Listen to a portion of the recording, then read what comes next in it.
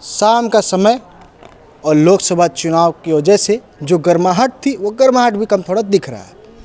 बगल में गंगा माँ है, आप एक बार गंगा माँ का भी दर्शन कर लें। गंगा माँ का दर्शन करते करते अब आपको दर्शन कराएंगे रमरेखा घाट का, वो जगह जहाँ पर हमारे कुछ चुनिंदा लोग हैं जिनसे आज हम बात करेंगे और जानेंगे लोकसभा चुनाव में उनकी क्या नीतियाँ थी और किन नीतियों की वजह से आज वो विजय हुए हैं और आगे भविष्य में बक्सर को किस तरह से वो लोग देखते हैं। कार्यभार संभाल रहे थे वो है भारती जी। भारती जी से मेरा सबसे पहला सवाल आपसे ये है, लोकसभा चुनाव हुआ तो पहले आप बताएं किन रणनीतियों पर आप लोगों ने कार्य किया था? देखिए, जब भी चुनाव होता है तो पार्टी अपनी अलग अलग रणनीति बना के चुनाव लड़ती है। हम लोग स्पष्ट कर रहे थे कि 10 साल में जो लालमुनि चौबे जी थे, अश्विनी चौबे जी थे, ये दोनों लोग 15 साल 25 साल राज किए थे। 15 साल एक व्यक्ति और 10 साल एक व्यक्ति, और 25 साल में बक्सर को नर्क बना दिए थे। और नर्क से निकालने के लिए हम लोग बक्सर के लोगों से हाथ जोड़कर विनती किया था कि इनको हटाइए, ये लोग नर्क बना दिए हैं, इनको हटाइए और बक्सर के बेटा को आप लोग चुनिए जो बक्सर के बेटा आपके लिए काम करे। और आप जिस तरह से बोल रहे हैं कि 15 साल लालमुनि चौबे जी का राज था और उसके बाद जगतानंद भी आए थे 2009 में, बिल्कुल 5 साल सुनिए आए थे तो 5 साल बाद ऐसा क्या हो कि फिर पलटवार हो गया कि भारतीय जनता पार्टी ने अपना जगह फिर बना लिया? आप बता रहे हैं 5 साल में जब जगता हुआ आए थे तो आपको यूपी 2 की 4-5 उपलब्धि में बता रहा हूँ। चौथा पावर प्लांट देख रहे हैं आप, गूगल खोल के देख लीजिए, यूपी 2 की है। जो आप 4 लाइन की बात करते हैं, जो भाजपा के लोग कहते थे कि मैं बना दिया, उनसे कहीं कि गूगल खोल कर देख ले, वो यूपी 2 की सरकार थी। जगता बाबू जब थे तो वो खास करके विद्यालय पे, बिजली पे, आज जो आप, मैं एक उदाहरण दे रहा हूँ चक्की में कभी धान नहीं होता था। और जब जगता बाबू जब थे तो गांव हम लोग सर्वे करके दिए थे कि किस गांव में कितना पोल चाहिए। खेत में, गली की बात मत कीजिए, सर की बात मत कीजिए, गाँव का खेत तक हम लोग पोल पहुँचा दिए। उसके बाद उसमें खंबा लगा, हार जाने के बाद लगा। तो जहाँ खंबा नहीं था, जहाँ बिजली के लोग सपना नहीं देख रहे थे, वहाँ तक हम लोग बिजली पहुँचाने का काम किया। उसी समय बिहार में ट्रांसफार्मर नहीं मिलता था। जगता बाबू अपने पैसे से बोले कि ठीक है, हम अपने सांसद निधि से दे रहा हूँ, आप जहाँ भी ट्रांसफार्मर चाहिए। उस समय जानते हैं 2-2 महीना नहीं 6-6 महीने ट्रांसफार्मर नहीं मिलते थे। लेकिन जगता बाबू जब सांसद हुए तो बहुत सुधार किए। लेकिन दुर्भाग्य था बक्सर के लोगों ने उनको नहीं पहचान पाया। लेकिन पुनः बक्सर के लोगों को मैं हाथ जोड़कर विनती करना चाहता हूँ, धन्यवाद देना चाहता हूँ कि आपने एक युवा सांसद को चुना है और आपकी गरिमा को दिल्ली में जाके वो रखेंगे। और मुझे पूर्ण विश्वास है कि बक्सर के लोगों को कभी ये महसूस नहीं होगा कि मैं एक गूंगा सांसद भेज रहा हूँ। एक यंग सांसद बक्सर के सम्मान के लिए भेजे हैं दिल्ली में, और सरकार किसी की भी हो, बक्सर के हक के बात सुधाकर सिंह करेंगे, बक्सर के नौजवानों की बात करेंगे, बक्सर के किसानों की बात करेंगे। बक्सर में जो आए दिन जो भ्रष्टाचार बढ़ा हुआ है, किसी भी ऑफिस में आप जाइए बिना घूस का काम नहीं हो रहा है। तो हम लोग का प्रयास रहेगा। सांसद कई बार उन्होंने कह दिया है कि मैं जब चुनाव जीतूंगा तो मैं प्रयास करूँगा ये सारी जो कोड़ जो है बक्सर में, जो कोड़ जो है, इस कोड़ को धोने का काम करेंगे वो। एक चीज़ और मेरा है, भी एक सवाल है, गठबंधन की सरकार आपकी बन गई है, शाहाबाद में हर सीट पे आपका राज हुआ है, तो शाहाबाद किस तरह से देखा जाएगा इस बार विकास के नज़रिए में? देखिए, शाहाबाद में विकास, सबसे पहले तो हम चाहेंगे कि हमारे जो नेता जीते हैं वो प्रत्येक किसान को समय से बीज दिलवा दे, समय से खाद दिलवा दे, हर खेत को पानी दिलवा दे। उनका वादा भी है कि हम सब देंगे जीतेंगे तो।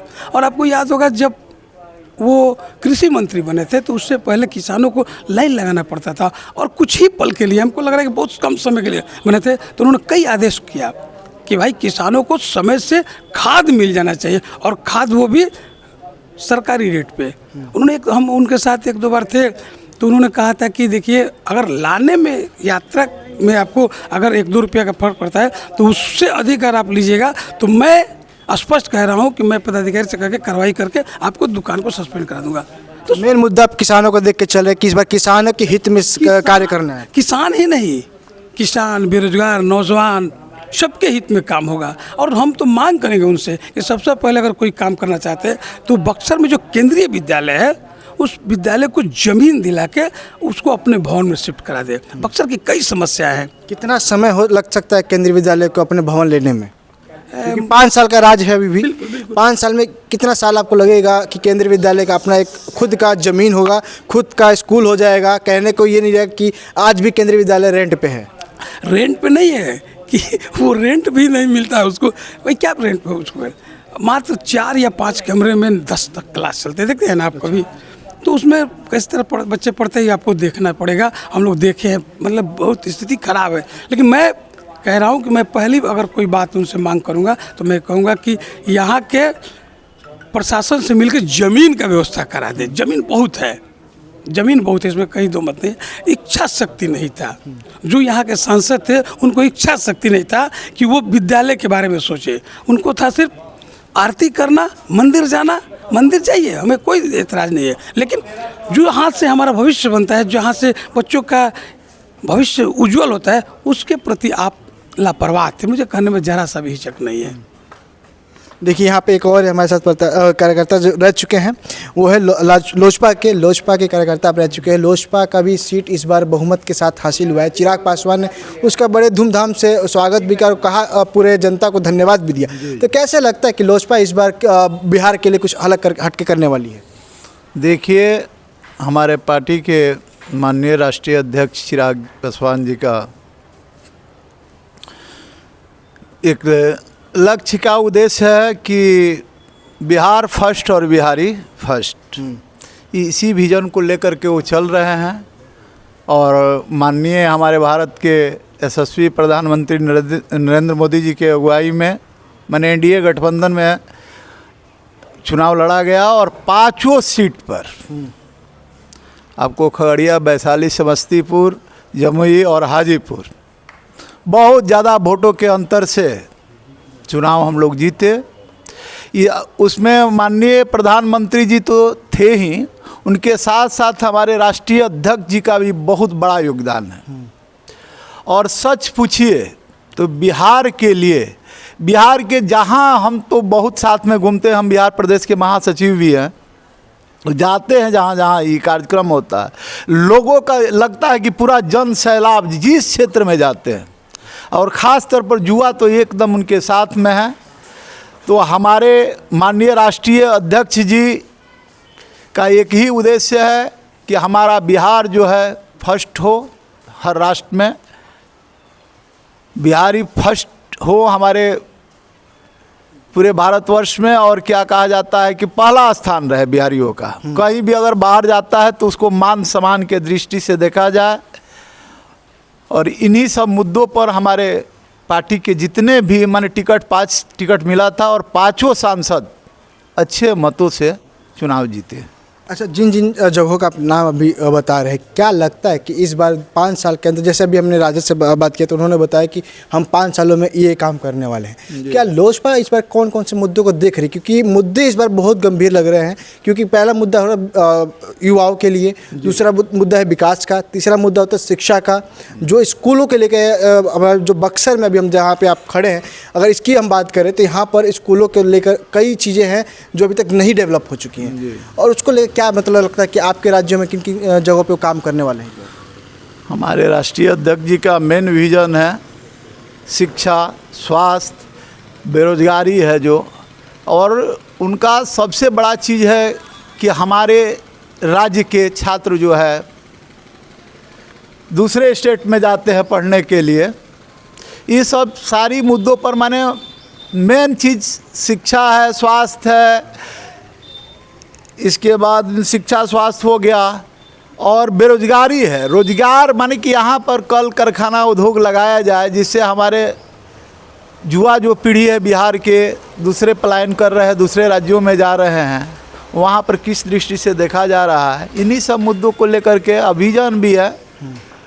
वो अपना जो मैनिफेस्टो होता है वो अपना निकलवे किए हैं, और मेन उनका विजन इसी पर चुनाव में यही उनका मेन उद्देश्य है कि बिहार फर्स्ट और बिहारी फर्स्ट। देखिए लोजपा ने तो अपना क्लियर कर दिया कि बिहार फर्स्ट बिहारी फर्स्ट, और उधर से राजद ने भी अपना पूरा बता दिया कि इस बार किन चीज़ों के ऊपर लेकर कार्य करने वाले, क्योंकि अब 5 साल इनका राज है बक्सर में। बक्सर जिस तरह से त्राहिमाम कर रहा है अपने विकास को लेकर, शिक्षा को लेकर, उस पर राजद ने अपना बात बताया कि किस तरह से वो काम करने वाले हैं। और यहाँ पर कुछ और भी युवा भी हैं जो पार्टियों से जुड़े हुए हैं और कुछ पार्टी से हटकर भी हैं, जो एक बक्सर के ऊपर रिसर्च भी कर रहे हैं। उनसे हम बात करते हैं और जानते हैं उनका क्या मत रहेगा। देखिए आप तो देखिए आप जदयू के एकदम कार्य करते रहते हैं, जदयू के साथ पार्टी में जुड़े रहते हैं और जदयू के साथ जुड़े, जदयू ने भी कई जगह अपना मत हासिल किया है। मगर एक मुद्दा सबसे बड़ा है जो अभी तक पूरे चैनलों पे खलबलाहट मचा के रखा है, नीतीश कुमार क्योंकि पार्टी अब जीत रही है और अभी मेन उनके ऊपर फोकस ये है कि अब वो किस साइड जा सकते, क्योंकि उनका नाम एक पलटू राम के नाम से बहुत ज़्यादा चर्चित में भी है। और वो क्या लगता है कि इस बार वो किस पार्टी में जा सकते हैं, एनडीए में ही रहेंगे या राजद में वापस जाने का संभावना दिख सकता है? पहली बात ये है कि नीतीश कुमार जी पलटू राम नहीं है, मतलब उनका नाम तो दे दिया गया। रहते हैं लोग क्या बोलते हैं, नहीं है, जहाँ खड़ा रहते हैं वहाँ सरकार रहती है, तो जहाँ रहेंगे वहीं सरकार रहेगी। इस बात के लिए आप लोग सुनिश्चित मतलब मानते हैं ना कि जहाँ जिधर की साइड वो बुर्ख ले लेंगे उधर की सरकार बनेगी। वो तो बिहार की जनता ने उतना ताकत दिया है उनको कि वो जहाँ खड़ा हो जाएंगे वहीं पर सरकार रहेगी। और आप ये जो पलटू राम कह रहे हैं वो ऐसा कुछ नहीं है। लोग आते हैं हमारे साथ, ये मैं नहीं कह रहा हूँ, यहाँ आम जनता ने उनको नाम दिया है। मैं बस आपसे वो जानना चाह रहा हूँ कि क्या ये नाम सत्य है कि नहीं है? इसमें कोई ये एकदम निराधार बातें हैं। पलटू राम है ही नहीं, वो तो अपने जगह पर अडिग हैं। हाँ, सरकार लोग आ रहे हैं तो सरकार बदल रही है, बन रही है। अब हमारे साथी अगर कोई भाग जाए तो हम क्या कर सकते हैं? हम तो एक बात, एक चीज़ और है, अब लोकतंत्र में जब हमको जनता ने अधिकार दिया है सरकार चलाने का, तो हम काहे का बेवजह सरकार लोड बढ़ा दे, खर्च बढ़ा दे देश का? अरे चुनाव बार बार होगा तो खर्च बढ़ेगा कि नहीं बढ़ेगा? तो मुख्यमंत्री जी तो पैसा बचाते हैं ना देश का, और जहाँ खड़ा रहते हैं वहीं पर सरकार रहती है। सही में लगता है कि पैसा बचा रहे हो? निश्चित तौर पे भाई, आज तक उतना ईमानदार कहाँ कोई मुख्यमंत्री है।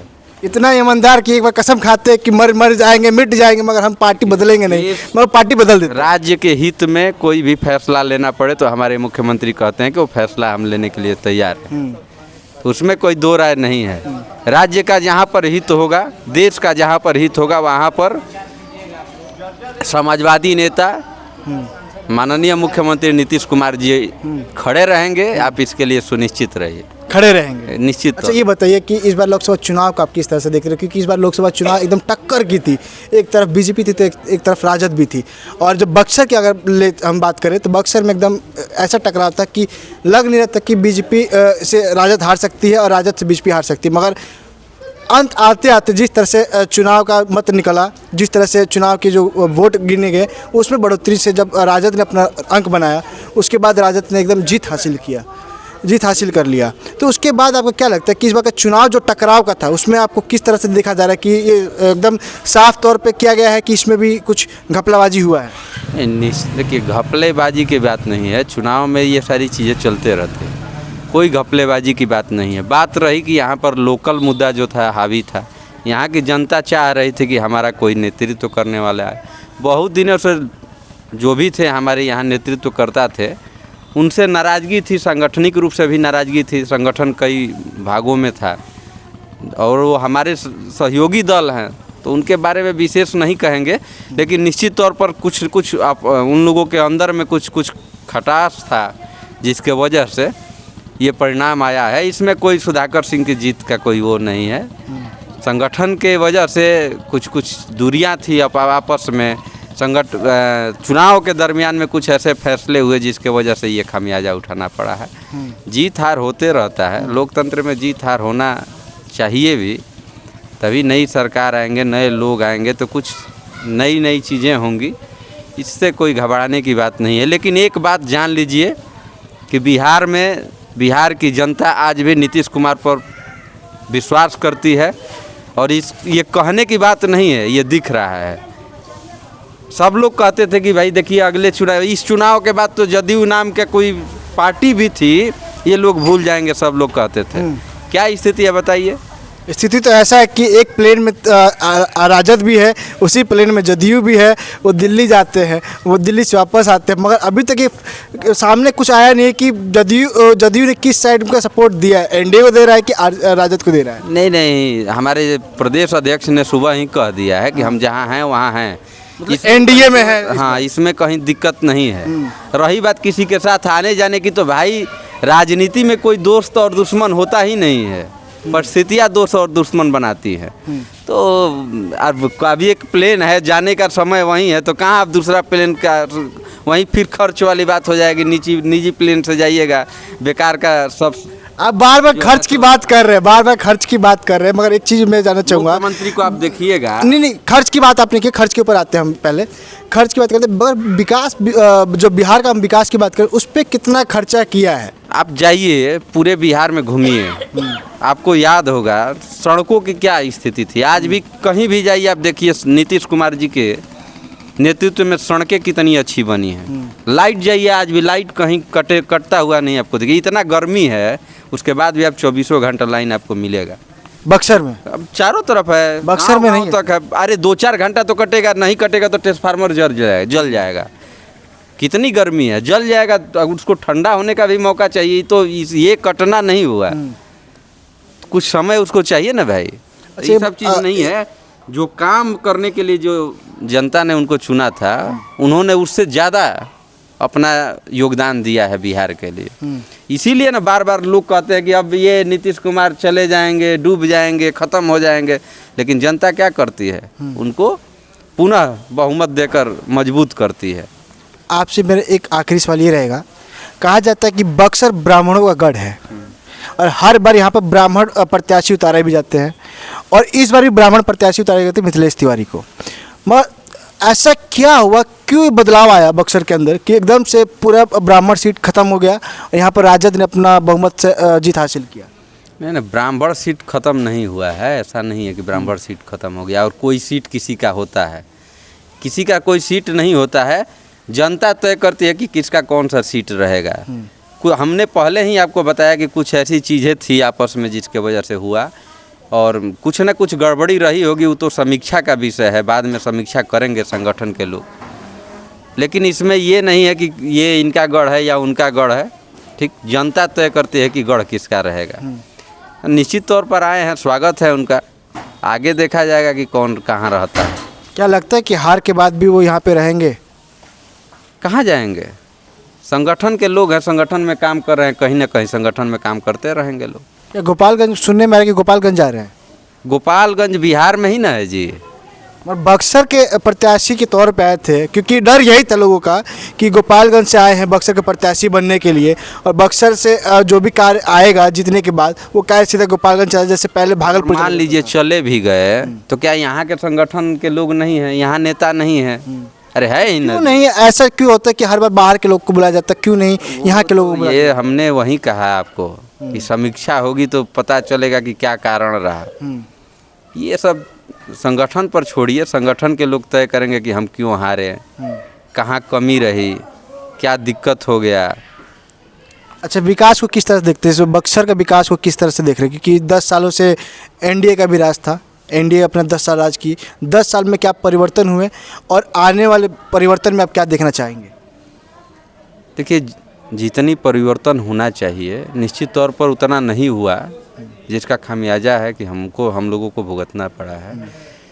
और बहुत सारी चीज़ें थी कि जिसके वजह से हमारा बक्सर पिछड़ते जा रहा है। बार बार घोषणा लोग करते हैं मिनी काशी का। हमको मिनी काशी की ज़रूरत नहीं है, हमको हमारा बक्सर ही लौटाइए, और उस पैमाने पर लौटाइए जिस पैमाने पर हर क्षेत्र अपना विकास तय करता है। किसी का उधार के नाम की ज़रूरत नहीं है, हमारा नाम बहुत काफ़ी है। बक्सर का तो पौराणिक इतिहास ऐसा है कि भगवान राम यहाँ ज्ञान लेने के लिए आए थे। विश्वामित्र जी ने यहाँ तो दूसरी सृष्टि की रचना कर दिया था। आदि विद्रोही क्षेत्र है बक्सर, आज से नहीं बहुत पहले से है। और यहाँ वामन भगवान का भी बताया जाता है कि अवतार हुआ था राजा बलि के, वो जो अब अहंकार हुआ था उनके अहंकार के मद को चूर करने के लिए। और भगवान शंकर का तो साक्षात यहाँ पर आशीर्वाद है, आप लोग देखते हैं। यहाँ जो है रामेश्वर नाथ मंदिर जो है भगवान राम द्वारा स्थापित मंदिर है, भगवान राम की चरण पादुका है। तो ये तो भूमि बहुत ही पौराणिक है, इसकी बहुत महिमा है। इसके लिए किसी को वही उधार की ज़रूरत नहीं है। इसका नाम, इसका विकास अपने तरह से किया जा सकता है। निश्चित तौर पर जो लोग जीते हैं उन लोगों से आशा रहेगी बक्सर की जनता को तभी कि इसका उद्धार करें, इसका विकास करें, इसको नया अच्छा, रूप दें।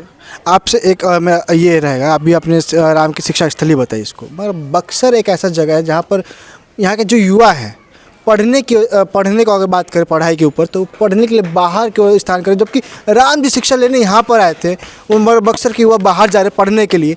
क्या ये बक्सर का दुर्भाग्य है कि बक्सर का सौभाग्य है? आप किस नज़रिए से इसको देख रहे हैं? शैक्षणिक व्यवस्था जो है कमज़ोर हुई है, उस पर काम हो रहा है पूरे बिहार में। आप देख रहे होंगे कि शिक्षा विभाग में पूरा सोशल इंजीनियरिंग के तौर पर जो है हमारे मुख्यमंत्री भी लगे हुए हैं और के पाठक जी को भी खुली छूट दी गई है कि आप जिस तरह से भी हो किसी भी तरह से शिक्षा विभाग को ठीक करिए, दुरुस्त करिए। लगे हुए हैं लोग। इतना जल्दी आसानी से कोई भी चीज़ें ठीक नहीं होती है। जो चीज़ बिगड़ गई है उसको बनाने में वक्त लगता है और उसके लिए सहयोग चाहिए सभी का। कोई व्यक्ति ऐसा चाबुक नहीं चला देगा कि एक चाबुक चला देने से सारी व्यवस्थाएं बदल जाएंगी। उस व्यवस्था में जो लोग काम कर रहे हैं उन लोगों को पहले खुद को बदलना पड़ेगा।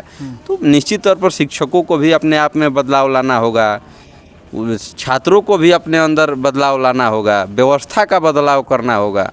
तो ये सारी चीज़ों पर काम चल रहा है। निश्चित तौर पर आप देखेंगे 2-4 वर्ष के अंदर बिहार की शैक्षणिक व्यवस्था जो है बहुत मजबूत होगी और बहुत ही ज़्यादा पूरे भारत में नाम करेगी। मतलब आप ये कह सकते हैं कि आने वाला जो समय हो शिक्षा को लेकर जो युवा यहाँ से बाहर पढ़ने जा रहे हैं वो युवा अब यहीं पढ़ने वाले उस पे काम हो रहा है। आप देखेंगे पहले पॉलिटेक्निक कॉलेज हर जगह जाएंगे तो आप मिलेगा पूरे ज़िले में।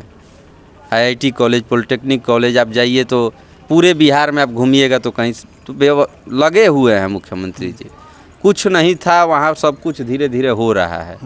वक्त लगेगा, एक दिन में कुछ नहीं होता है, समय लगता है कुछ भी खड़ा करने में। आप एक घर बनाते हैं तो उसके लिए भी आप 1-1.5 साल 2 साल समय दे देते हैं। ठीक, तो भाई ये बिगड़ी हुई व्यवस्था को सुधारना है, वक्त लगेगा, तो लगेगा ही। लेकिन आप निश्चिंत रहिए कि मुख्यमंत्री जी जो कहते हैं वो निश्चित ही करते हैं।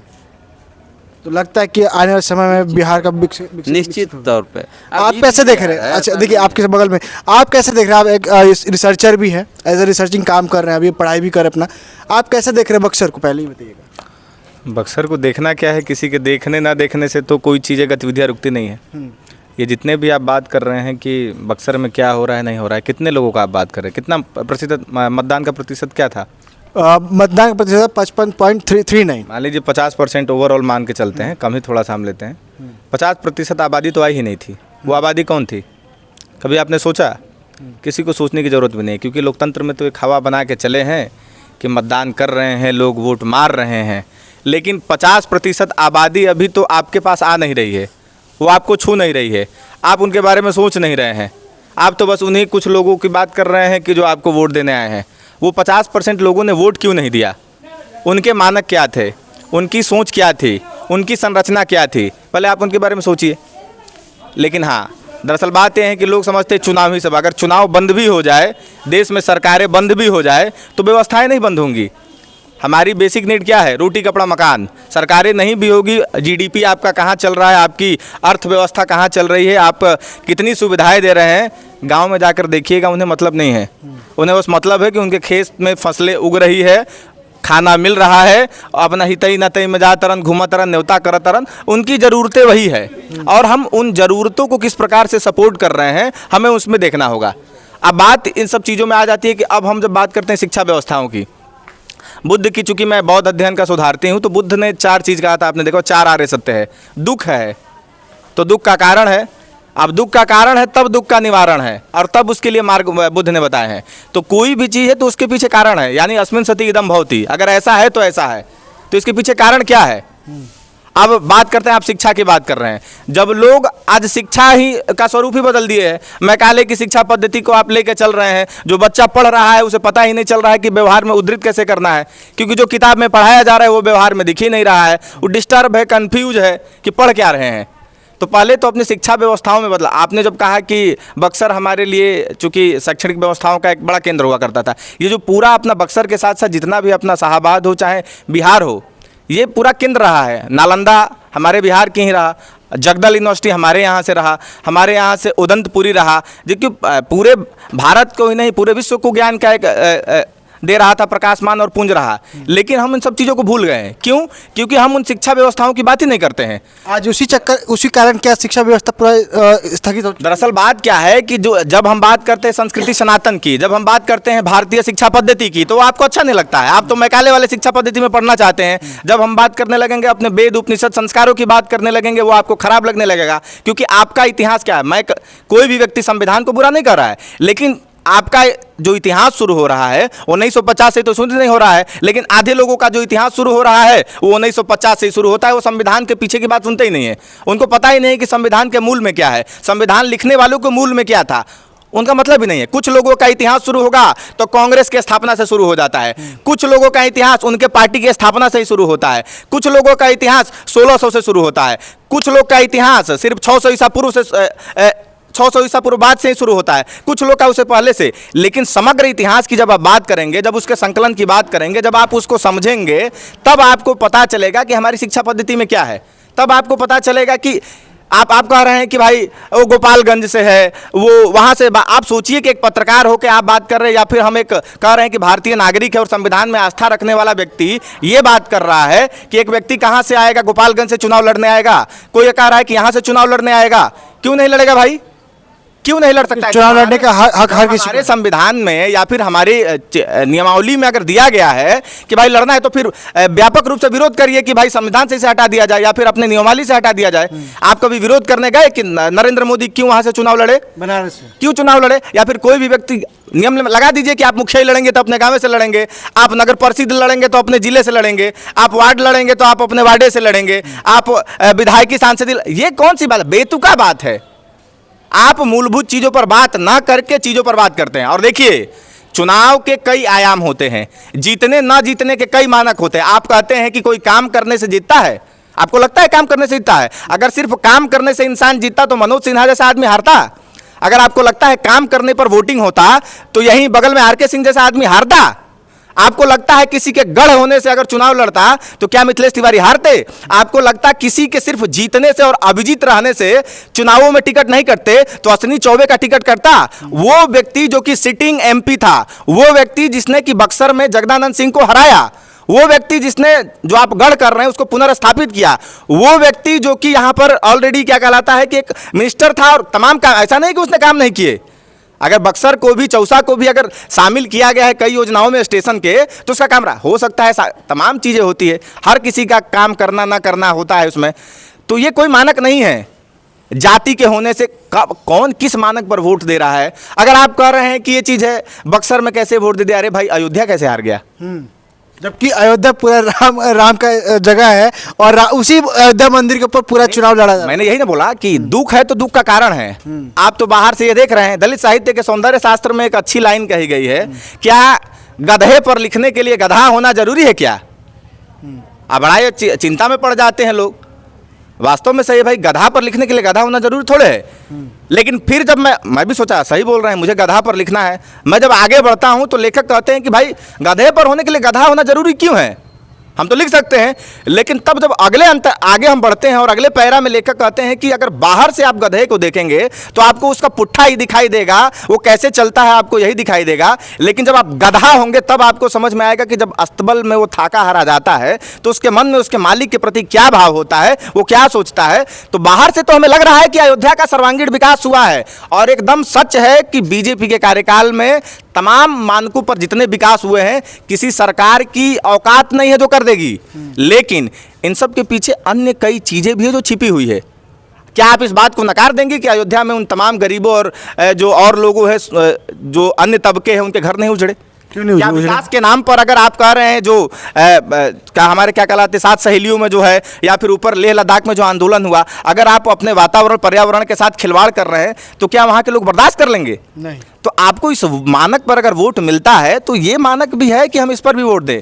ठीक है, बेशक मैं कह रहा हूं कि मुझे यूसीसी, सीए, एनआरसी पर मैं वोट देता हूं, लेकिन अगर कोई बच्चा बेरोजगारी के नाम पर वोट देता है तो आप उसके अस्तित्व को नकार नहीं कर सकते हैं। आप राम के नाम पर बेशक वोट दीजिए, मैं भी कहता हूं, मैं भी देता हूं, लेकिन बतौर रिसर्च स्कॉलर मैं कह दूं कि उसके बेरोजगारी के मुद्दे को मैं हटा दूं तो नहीं है। तो तमाम मानक होते हैं, आपको उसको देखना होगा, समझना होगा और अपने इतिहास का संकलन करना होगा, हमें जानना होगा। लेकिन देखिए, बिरादरीवाद, क्षेत्रवाद, जातिवाद सब कुछ है। वसुधैव कुटुंबकम की बात करने वाले, और मुझे तो दुर्भाग्य, मतलब ये सोचकर बड़ा ताजुब हो रहा था कि लोग बात कर रहे हैं कि भगाओ इसको, भगाओ उसको। मैं क्या, अगर एक व्यक्ति का मिथिलेश तिवारी का ही विरोध करना था तो आप उसके कार्यों पर करते ना, उसने क्या काम किया, नहीं काम किया, ये काम किया, वैसे काम किया।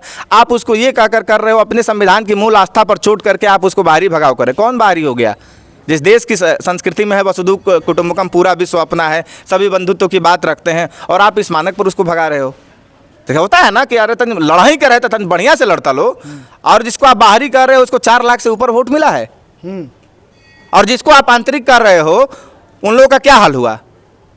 तो जनता ने तो फैसला बता दिया ना कि कौन आंतरिक है, कौन बाहरी है। अब कई लोग कह रहे थे कि चुनाव में भाई शिक्षित ये होना चाहिए। भाई चुनाव, यहाँ लड़की का हम विवाह करने नहीं आए हैं, अपने लड़के का विवाह करने नहीं आए कि रोजगार देख के क्या कहलाता है कि पैसा कितना कमाते हैं ये सब देख के, कितना डिग्री लिए हैं ये देख के हम शादी करने आए हैं।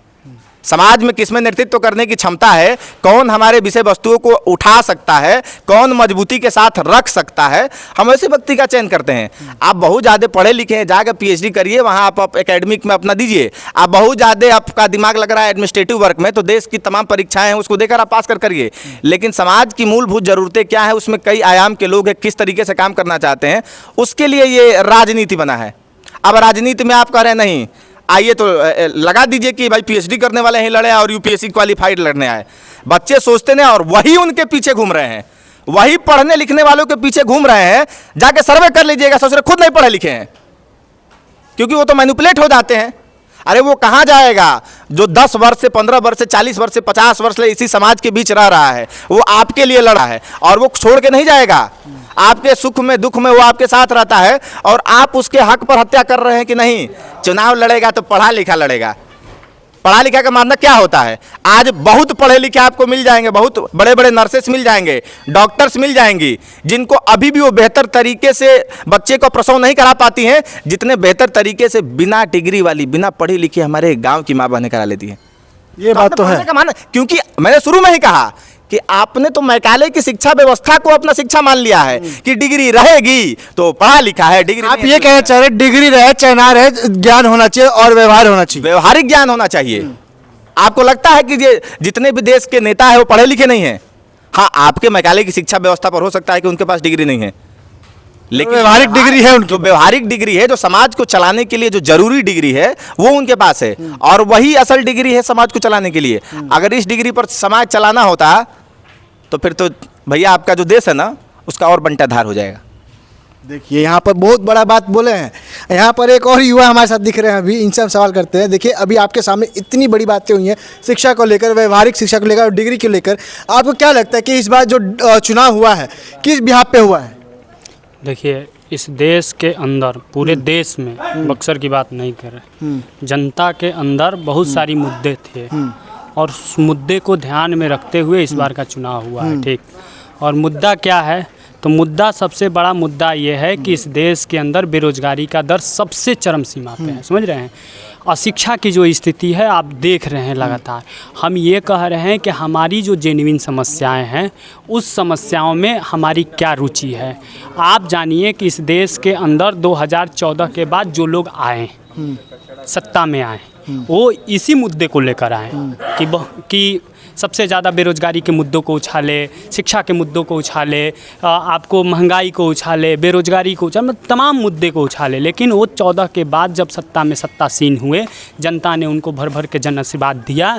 उसके बाद वो क्या किए कि इस देश के अंदर उन मुद्दों को गौण कर दिए। अभी यहाँ पर एक बात हुआ, एक तो व्यवहारिक नॉलेज की और एक बात हो डिग्री वाले की, तो आप किधर के उधर ज़्यादा उत्सुक होते हैं कि अगर अब बात किया जाए कि डिग्री चाहिए तो डिग्री कहाँ चाहिए और व्यवहार वाला जो नॉलेज है वो कहाँ चाहिए? देखिए ये दोनों चीज़ें एक दूसरे के पूरक हैं, समझ रहे हैं। हम कह रहे हैं कि विद्यालय आप जाइएगा तो आपको डिग्री की जो नॉलेज है या व्यवहारिक नॉलेज है आपको वहीं से मिलेगा, समझ रहे हैं। उसकी एक तरीका है, समझ रहे हैं, पढ़ाई का, आप पढ़ने का एक सिस्टम है और उस सिस्टम में आपकी सारी गतिविधियों को बताया जाएगा। हम कह रहे हैं कि बात इस पे नहीं होनी चाहिए, बात इस पर होनी चाहिए कि हमारे ज़िला में और पूरे भारत के अंदर लगातार 10 वर्षों में कितने यूनिवर्सिटियाँ खुली हैं। उस यूनिवर्सिटी में जो हम लोग एक लंबे समय से हम छात्र आंदोलन में रहे और छात्र का प्रतिनिधित्व ज़िला के अंदर करते हैं, राज्य में अब कर रहे हैं, हम लगातार एक समय से देख रहे हैं हमारी मांग रही है। फीस हाइक का मामला हो तब, या देश के अंदर का तरह विश्वविद्यालयों में हमारे सीटों को कम कर दिया जाता है तब, ये सारी सवालें हैं। आप बक्सर जो बहुत बड़े तरीके से लोग बता रहे हैं कि इसका एक इतिहास है, ये प्रभु श्री राम जी का शिक्षा स्थली है, तो अब जब प्रभु श्री राम जी का शिक्षा स्थली है तो आप बताइए कि आज़ादी के 75 साल बाद इस देश के अंदर और इस राज्य और इस जिला के अंदर खास करके बताइए एक सरकारी महाविश्वविद्यालय है जिसका नाम महर्षि विश्वामित्र विद्यालय है, जो इस शहर के अंदर अवस्थित है। उसमें कितने विभाग सुचारू रूप से चलते हैं, कितने टीचर हैं, इसका कोई परवाह नहीं। उसमें क्या इंफ्रास्ट्रक्चर है, क्या सुविधाएं हैं, ये इससे किसी को मतलब नहीं। मतलब ये है कि इस देश के अंदर कि जाति, धर्म और संप्रदाय के आधार पे लोग वोट कर रहे हैं। हम कह रहे हैं कि इस बार का जो है, इस बार की स्थिति 2014 और 19 से उलट था। इस बार जो है हर बार पार्टियों का गठबंधन बनता था और इस बार जनता ने अपना गठबंधन बनाया था। और आप जानिए कि जब जब जनता ने अपना गठबंधन बनाया तब आप देखेंगे कि बदलाव हुआ है। इसका एक कारण बताते हैं। 2019 में उत्तर प्रदेश के अंदर एसपी और बीएसपी का एक गठबंधन बना, आप देखे होंगे। वोट के आधार पे देखेंगे तो सबसे ज़्यादा वोट है ये दो पार्टियां, ऐसी वहाँ की राजनीतिक पार्टियां हैं जिसकी स्थिति है। और वो मतलब तो क्या हुआ कि चला नहीं, 10 सीटों पे सिमट गया। लेकिन इस बार जो गठबंधन बना आप देखिएगा, सपा और कांग्रेस का समय, जबकि यही गठबंधन 2017 में बना था। जो लोग कहते थे, मीडिया में प्रचारित किया कि यूपी का 2 लड़का निकला और मतलब कमाल नहीं कर पाया और मोदी योगी जी सत्ता में चले आए। लेकिन इस बार जो गठबंधन बना 2 ही लड़का का वही गठबंधन बना, 17 वाला गठबंधन इस बार रिपीट किया गया और तीसरा कोई गठबंधन। लेकिन इस बार आप जानिए कि जो उम्मीद नहीं कर रहे थे उस उम्मीद से ज़्यादा अयोध्या और प्लस का तरह यूपी ने आपको सीट दे दिया। तो हम ये कह रहे हैं कि इससे आपको स्पष्ट होता है कि जनता ने राम मंदिर के अलावा, जनता ने राष्ट्रवाद के अलावा, जनता ने बेरोजगारी जैसे सवालों पर, महंगाई जैसे सवालों पर, ये सवालों पर अपना एक गठबंधन उत्तर प्रदेश में बनाया। और उसी गठबंधन को सबसे बड़ा झटका तब दिया जब जिस प्रभु श्री राम के नाम पर पूरे उत्तर प्रदेश में 2 दिनों तक तांडव किया गया था। उसको हम तांडव ही कहते हैं, इसलिए कि प्रभु श्री राम जी के कार्यक्रम को सरकारी कार्यक्रम बनाया गया। मोदी जी उसका मूर्ति स्थापना कर रहे थे, गर्भगृह में जा रहे थे, वो तांडव बना और पूरा हाई फाई देश की सारी मीडिया एक तरफ झोंक दिया गया। उस दौर में वहाँ की अयोध्या की जनता ने इस बार सबक सिखाया है, उसने गठबंधन बनाया है और उस गठबंधन में भाजपा को परास्त किया है। ये सबसे बड़ी सोचने वाली बात है। इस बार पार्टियों का गठबंधन है, इस बार जनता गठबंधन ने पूरे लोकतंत्र को हिला दिया है। ये है। आप उस दौर को देखिए। हम कह रहे हैं कि आप जानिए, हमारे जैसे लोग कहते थे कि बिहार एक ऐसा राज्य है जब जब चाहता है तब बदलाव की स्थिति में खड़ा होता है। और हम लोग बार बार कहते थे कि उत्तर प्रदेश एक ऐसा राज्य है जो धर्म, जाति और ब्राह्मणवाद में सिकुड़ा हुआ राज्य है, जो इस देश के अंदर उसको ऊपर रखता है। लेकिन इस बार यूपी ने कमाल कर दिया, समझ रहे हैं। जो यूपी से हमें उम्मीद नहीं था कि इस तरह का जनाधार देश देगा हमको, जिस तरह से एग्जिट पोल आए, जिस तरह के वहाँ की सिस्टम आया, जिस तरह से लोगों को लगा, सबको यही था। आप जानिए उस दौर में कमाल किया वहाँ की जनता ने, जब वहाँ एक सशक्त मुख्यमंत्री बैठा हुआ, जिस मुख्यमंत्री को हिंदू हृदय सम्राट कहा जाता है, उसको उम्मीद नहीं थी, उसके पैरों के नीचे से ज़मीन खिसक गया और वो एक झटके में बदलाव दिया। आप जानिए कि वहाँ सपा को जो पिछले चुनाव में 5 सीट मिला, वो सीधे आपको 37 सीटों पर ले गया। आप समझिए 32 सीटों का अंतर हुआ और एक भारी अंतर हुआ। तो हम कह रहे हैं कि जनता ने इस बार ये जो बदलाव का मैंडेट दिया है, इसी आधार पर मैंडेट दिया है कि हमारे लिए राष्ट्रवाद से ज़्यादा बेरोजगारी का मुद्दा है। हम ये कहेंगे कि देखिए, राम मंदिर के उद्घाटन से इस देश के नौजवानों को कोई दिक्कत नहीं है। दिक्कत इस बात का ये है कि राम मंदिर के उद्घाटन में जो आयोजन किया गया, जो आयोजन में प्रभु श्री राम जी की मूर्ति लगाई गई, उस मूर्ति को देखने के लिए अगर कोई नौजवान जाएगा जाएगा तो उसके पॉकेट में पैसा होना चाहिए, और उस पैसा होगा तब राम मंदिर का दर्शन करने जाएगा। और बेरोजगारी का ये दंश है। हम कह रहे हैं कि आप अपनी सभ्यता और संस्कृति को तभी बचाएंगे जब आप बेरोजगारी से मुक्त होंगे। सभ्यता और संस्कृति को बचाने में आपका रोजगार सबसे बड़ा हेल्प करेगा। इसका एक उदाहरण ये है कि मसलन आज जानिए कि दुर्गा पूजा है, और दुर्गा पूजा के सारे अनुष्ठान को आज हमको करना है तो हमको पैसे की ज़रूरत है। हमारे परिवार में सारे पकवान बनाने के लिए पैसे की ज़रूरत है। हमारे बच्चे को, हमारे भाई को नया कपड़ा पहनने के लिए पैसे की जरूरत है। और वो जब सारे पैसे नहीं रहेंगे तो बताइए हम धर्म और अपनी संस्कृति को कैसे बचाएंगे? ये सबसे बड़ा सवाल है। कुल मुद्दा पैसे के ऊपर है। पैसा रहा तो सारा काम अच्छा है, नहीं तो सब काम बेकार है। बिल्कुल, हम यही कह रहे हैं। हम कह रहे हैं कि जिस तरह से 2014 के बाद बेरोजगारी का दंश पूरे देश के नौजवानों ने झेल रहा है, उस दंश को आपको देखना चाहिए। और सबसे बड़ा बात यह है कि 2014 में जिस बेरोजगारी के नाम पर ठप्पा लगाया गया था, देश के नौजवानों ने ठप्पा लगाया। और जो ये मैंडेट आप देख रहे हैं ना, जो आपको मीडिया में दिखाई दे रहा है, उस समय भी जो 14 में मोदी जी को जो लोग ठप्पा लगाए थे वो फर्स्ट वोटर ही लगाए थे। और इस बार भी जो ठप्पा लगाए हैं ना, जो आप विपक्ष के लोगों को या यूपी में, वो भी फर्स्ट वोटर ही लगाया है। इस बात को आपको जानना पड़ेगा। ये बात भी जानना पड़ेगा कि 2014 के बाद आप आए बेरोजगारी के मुद्दे पर, सत्ता में आए, सत्तासीन हुए बेरोजगारी के मुद्दे पर, लेकिन आप उसको कंट्रोल कर आप राम मंदिर पर ले गए, आप राष्ट्रवाद पे ले गए, आप 370 पर ले गए, आप यूसीसी पर ले गए, आप पाकिस्तान पर ले गए, आप हिंदू पर ले गए, आप मुसलमान पर ले गए। बताइए एक आम नौजवान को इस सब चीज़ों से क्या मतलब है? इससे देश को क्या फ़र्क पड़ता है? और उस दौर में क्या फ़र्क पड़ता है जब देश का हिंदू हृदय सम्राट अपने आप को कहते हैं नरेंद्र मोदी, वो सत्ता में सीन है, सत्ता में वो लोग बैठे हैं। एक बहुत बड़े मतलब मजबूत जो लोग कहते हैं वो गृह मंत्री बैठा हुआ है। तब आपको इस राष्ट्रवाद और हिंदू खतरे में, मुस्लिम खतरे में ये आपको नज़र आ रहा है। ये सोचने की ज़रूरत है और जानने की ज़रूरत है। ये सबसे बड़ा सवाल है, समझ रहे हैं। और दूसरी बात ये है कि इस देश के नौजवानों ने इस बार जिस घमंड से, जिस एहसान से लोगों को लगता था कि एक आदमी जो डिक्टेटरशिप की तरफ जा रहा है, इनके अंदर जो हिटलर और मुसोलिनी का जो तानाशाही था, उस तानाशाही को भी रोकने में काम किया है। और इस बार ये स्पष्ट जनादेश, ये जो जनादेश मिला है, आप जानिए कि हंग असेंबली का जनादेश है, समझ रहे हैं। अगर बहुमत जो है, अगर किसी के पास साबित नहीं होता है तो ये असेंबली भंग हो जाएगी। ये सबसे बड़ा बात है। और जो 1/3 और 2/3 बहुमत जो लोग कह रहे थे कि हमको दे दीजिए, हमको 400 सीटें दे दीजिए, हम देश के संविधान के मूल ढांचे से हम बदलाव कर देंगे, ये सबसे बड़ा मतलब क्या कहा जाता है कि वो गरीब, दलित, शोषित और वंचित जो समाज है, जिस इस बिहार की धरती पर या पूरे भारत के अंदर रह रहा है, उस संविधान के सहारे ही इस देश के अंदर रह रहा है। उसको लगा कि अगर इसको 400 सीटें मिलेगी और ये देश के अंदर संविधान के मूल ढांचे में जब परिवर्तन होगा तो हमको जीवन जीने का अधिकार, पढ़ने का अधिकार, खाने का अधिकार, सोने का अधिकार, तो ये हमारी अधिकार जो है छीन जाएगी। इसलिए उन लोगों ने खुलकर मतदान किया। और अभी बातचीत हो रहा था कि कितने प्रतिशत लोगों ने मतदान किया। आप जानिए जितने प्रतिशत लोगों ने मतदान किया, वो कौन लोग मतदान किए? गरीब, दलित, शोषित और वंचित तबके के लोगों ने मतदान किया। इसलिए कि संविधान बचाने की जिम्मेवारी उन लोगों के खाते में है, समझ रहे हैं।